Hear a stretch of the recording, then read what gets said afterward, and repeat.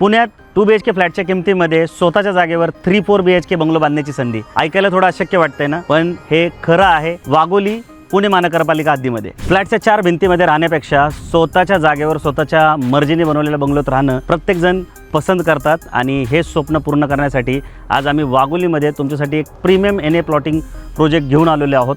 16 एकरच्या जागेवर फक्त 49च बंगलो प्लॉट्स इथे बनवण्यात आलेले आहेत. हा पूर्ण प्रोजेक्ट हा डेव्हलप करून ठेवण्यात आलेला आहे.